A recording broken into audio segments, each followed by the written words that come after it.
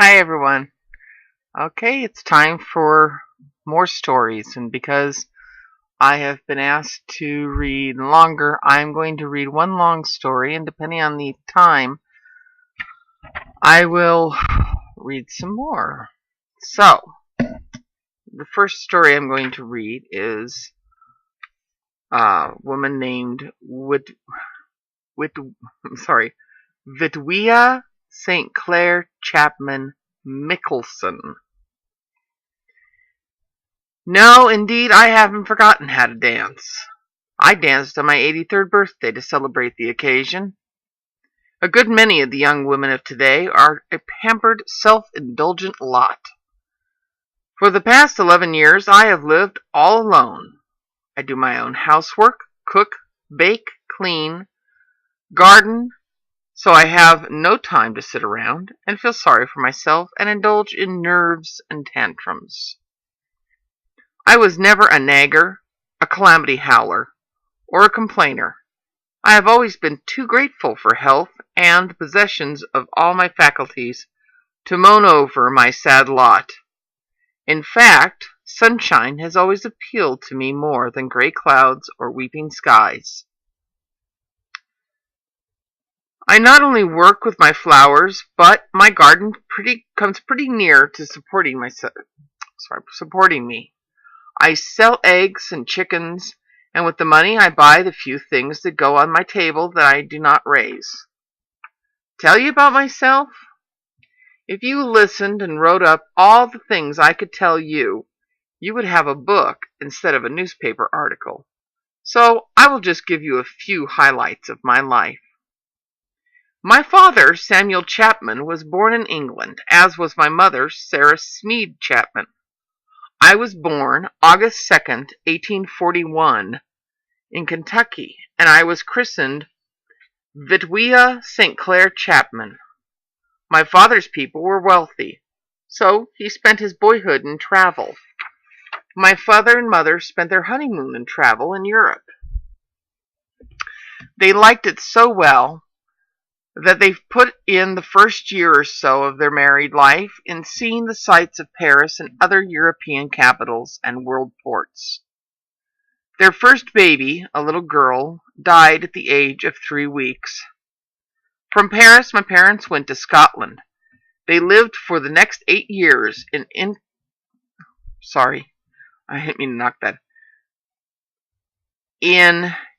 Inverness or Aberdeen. Of their 13 children, 12 lived to maturity, but I am the only one now living. 2 of my brothers and 3 sisters were born in Scotland, my next brother in England, and next brother in New York City. The next 4 children, including myself, were born in Kentucky, and the last child in Burlington, Iowa. My father studied art in Europe and planned to make painting his life work. But a family of 13 children, it was necessary to turn his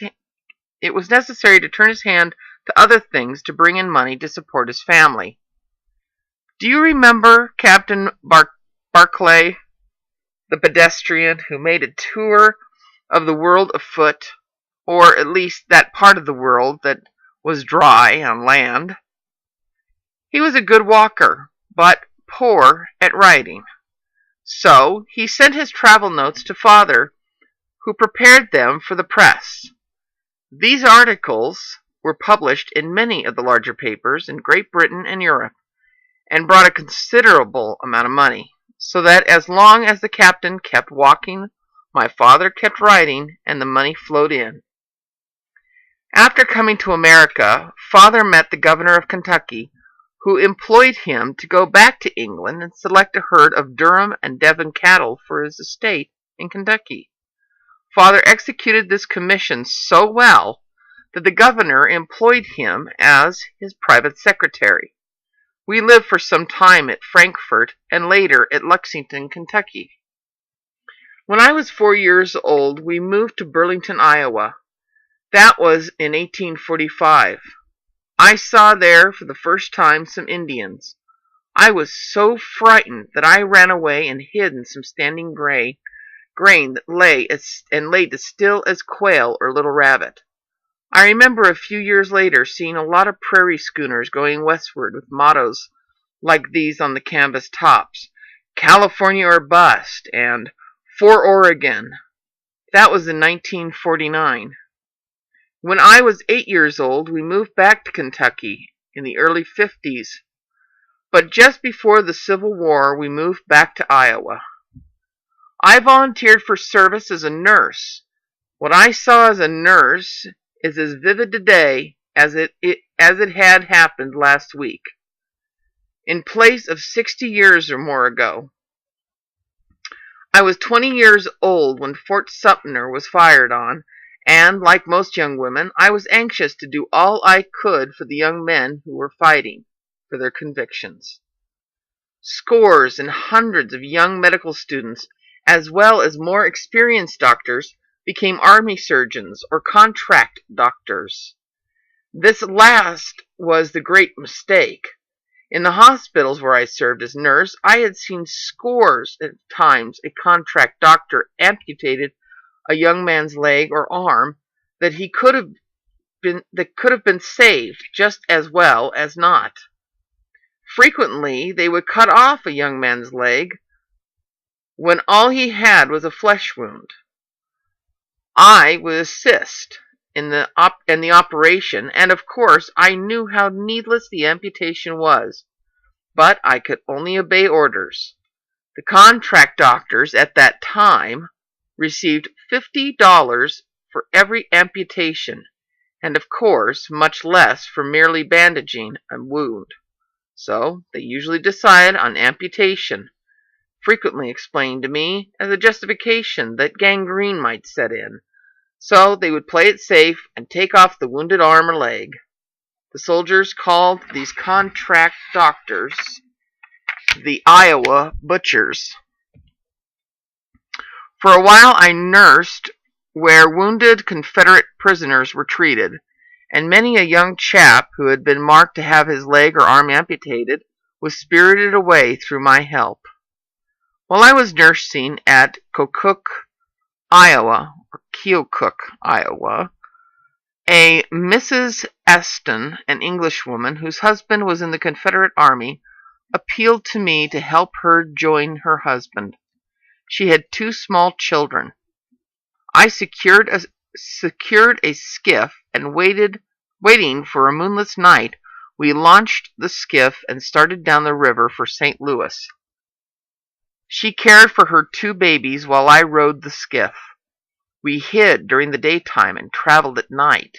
She found friends at St. Louis who assisted her in rejoining her husband.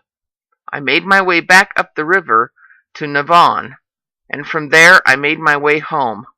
But my career as an army nurse was over, for I couldn't explain my apparent desertion from duty. My brother Henry Chapman was 8 years older than I. 8 years older than I. He was born in 1833. He was a frail and sickly child, and he was never strong. I was a light sleeper, so from the time I was a little tot, I slept on a pallet beside his bed so as to cover his feet at night, or give him his medicine. The doctor said a complete change in climate might be beneficial to him, so in 1853, when I was 12 years old, he and my brother Daniel started across the plains for Oregon. Daniel got a job driving a prairie schooner for Enoch Walker, while Henry, who was 20, drove a wagon for Enoch's brother, Fruit Walker. Fruit Walker. I cried because I couldn't go to Oregon with my brother Henry. I remember they laughed at me when I cried and said, "Poor Henry, who will cover his feet and give him his medication if I do not go along?" On the way across the plains, one of the Fruit Walker's drivers, a man named Griffiths, quarreled with another teamster and, picking up an ox yoke, tried to brain him. Fruitwalker grabbed the yoke in time to save the man from being killed. This made Griffiths crazy with anger. So pulling an Allen pepperbox revolver from his pocket, he shot Fruitwalker through the groin, killing him. Fruitwalker's young widow had 2 small children and was expecting another shortly. My brother Henry took charge for her and brought her safe through Oregon.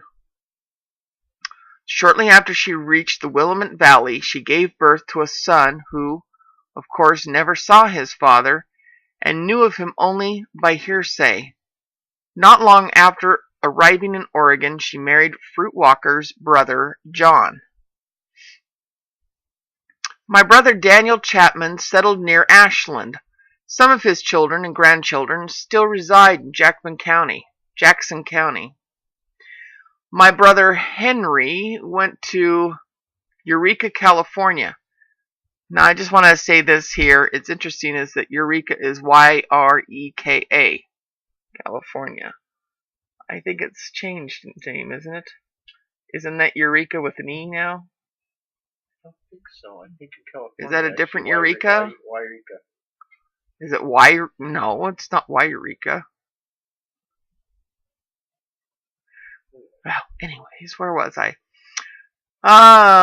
To work in the mines, but his health was so impaired that he could not do hard work, so he came back to Southern Oregon and took up a donation land claim in Immigrant Creek, 7 miles from Ashland.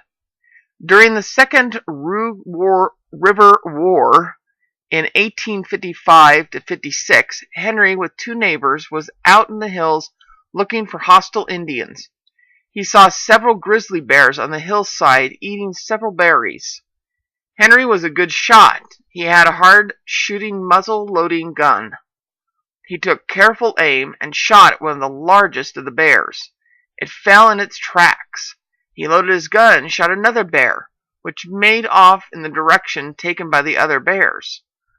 Henry carelessly did not reload his gun, but went up to examine the dead bear, which was a huge one. Just as he got to it, the bear came to and made for Henry. Henry started to run. The bear struck at him, tearing Henry's coat nearly off. Henry ran for a tree which proved too large for him to climb. He ran towards a smaller tree, but the bear overtook him and with one blow knocked him down and tore his shoulder blade loose. The bear, with 1 or 2 strokes of his claws, tore Henry's clothes off. Henry had heard an Indian say that if a grizzly attacks you, if you memaloosed, the bear would leave you alone. So Henry played dead. The bear had never heard that bears do not molest dead men, for he bit my brother in the loins and back so that Henry screamed from the pain. Then the bear clawed his head and turned him over to bite his neck. My brother rammed his fist into the bear's mouth. The bear crushed the bones in his hand and wrist. Then the bear bit him through the shoulders and stripped the flesh from one leg, from the thigh to the knee. The 2 young men with my brother heard him scream when the bear bit him in the loins and hurried back. They shot and killed the grizzly. My brother was still conscious, and as they rolled the bear off of him, he said, "I'll never see Mother or Father or old Kentucky again." And then he fainted. They thought he was dead, so they tied him across his horse to bring him in for Christian burial. The motion of the horse brought him to. So they took him to the home of Daddy Wells, a nearby settler. There was no doctor nearer than Jacksonville, so one of the boys rode at full speed to get the doctor, while Daddy Wells washed my brother's wounds and with a sack needle and twine sewn the flesh that was hanging loose back into place. When the doctor came, he had to rip out all the stitches so as to wash the torn flesh better. Henry's neck was terribly lacerated. They thought he couldn't live, but he kept alive day after day, and at last they decided to send him to San Francisco to secure the service of a surgeon to fix his shoulder, which was so badly shattered when the bear crunched it that the local doctor couldn't fix it. Even the San Francisco surgeon could not restore its strength and usefulness. My brother proved up on his donation claim, and in 1862 went back home by way of the Isthmus. They still call the mountains where the bear and my brother had their fight Grizzly Butte. Come out on the porch and I'll point out Grizzly Butte to you. In 1862, because I have always had a knack for nursing, and because I loved my brother dearly, and was so sorry for him, I took him under my wing and did for him, earning money at whatever I could find to do to support both of us. Henry was restless and wanted to travel, so I bought a team of light rig, and we traveled all over the Midwest. I acted like traveling correspondent and field editor of one of those St. Louis papers. Later, I added several other papers to my list and made good money. Henry could do light work, and he took subscriptions for the papers on the commission basis, which brought us several extra dollars daily and helped pay for expenses. In our travels, we visited Colorado. Henry thought the climate there would help him, so I landed a position as cashier at the Southern Hotel at Trinidad. Times were flush in the early 70s in Colorado. It's 1870s. They paid me $225 a month and board. I was young, good-looking, and vivacious. Scores of wealthy cattlemen or miners who had struck it rich would put up at the Southern. The rates were $10 a day and up. When they paid their bills, they would toss back a $5 gold piece and say, "Keep that for yourself, bright eyes," and "Here, sunshine, is a gold piece to remember me by." I took in as much from tips as I received in salary or more. Quite a few of these miners and cattlemen tried their best to persuade me to quit the state of single blessedness, but I felt that my first duty was to my sick brother. I knew how he would feel, in a way, as though he was playing second fiddle if I devoted my attention to any other man, either a sweetheart or a husband. So I promised to be a sister to my various ardent suitors. Presently, Henry became restless to be on the go, so we started by team again. Henry believed that we could make big money by buying a bunch of blooded cattle. Henry got in touch with a stockman who was willing to put up most of the money, so he gathered up a bunch of cattle consisting of about 200 head and started for Southern Oregon. Near the base of the Spanish Peaks in Colorado, we ran into a lot of grief. The Utes left the reservation and began killing immigrants and settlers and burning ranch houses. A runner came and warned us. We hurried our stock into the mountains. Henry and his partner left me in charge of the stock while they went to secure help. I shall never forget the lonesome nights I spent. The cougars and wolves were so bad there, so with the 6-shooter hanging in the holster from my belt, and with a Winchester on my shoulder, I kept guard over the cattle all night. We decided that it would be too dangerous to try and drive the stock through the hostile country, and we drove them down into New Mexico and sold the herd at $100 a head straight through. The Ute outbreak enabled me to drop back into my old job as correspondent. So I sent accounts of the Indian troubles, and also travel letters to the Eastern papers. In work of that kind, one meets many charming people. I believe two of the most delightful persons I ever met were General George A. Custer and Elizabeth Custer, his wife. They were simple, unaffected, friendly, and most charming. Mrs. Custer always called me Pussy. Sorry. I know, childish, but what a name to be calling you. I know what it meant, though. I saw some rough times in the late 70s at Trinidad, Pueblo, and Colorado Springs. The towns were wide open, and a man for breakfast was a common occurrence. In September 1880, 44 years ago, Henry and I came to Southern Oregon. We went out to Henry's place in the foothills, the claim he had taken up near Ashland in 1855, and I divided my attention between caring for Henry and raising Percheron horses. Henry died 19 years ago at the age of 72. In 1890, when I was 49 years old, I married Michael Mickelson.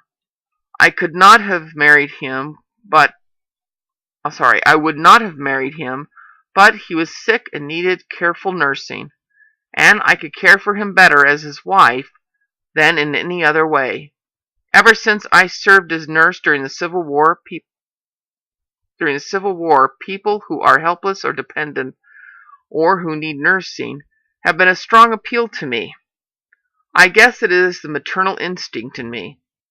Mr. Mickelson was an old-time Nevada miner. He was a silversmith and also a blacksmith.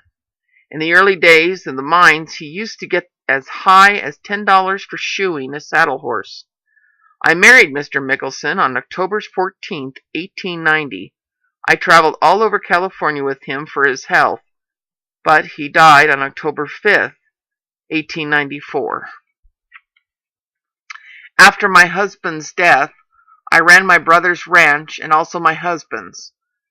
They were 9 miles apart, and I rode from one to the other on horseback through the mountains every day to superintend the work. I bought this place and built my home in Ashland 21 years ago. Some years ago, I sold both of the ranches as I found it hard to get reliable help to run them. I am 83 years old. I am 83 years. I will not say old, except in experience. And as I sit here alone of an evening, I find I have plenty to think of, though, of course, I would like to have young folks in my own flesh and blood about me. And that was September 1st to the 3rd, 1924.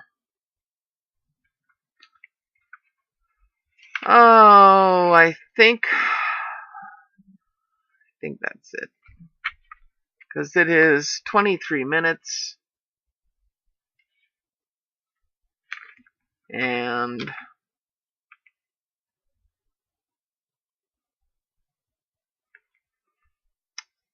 yeah. So that's it for tonight. I'm going to mark this so I can remember where I was at. And sorry for the interruptions during my reading. I gotta get in the habit of not doing that if I'm gonna be reading straight through. But it's fun to read. And there will be more stories and more interesting stories as the book continues. So I'm trying to think what the next day will bring. I guess probably an out and about video. Right? Oh, and sewing machines. So I'll show you all my sewing machines. My ridiculous collection. Alright, so until tomorrow, have a good day and have a great evening, and I will see you later then. Bye.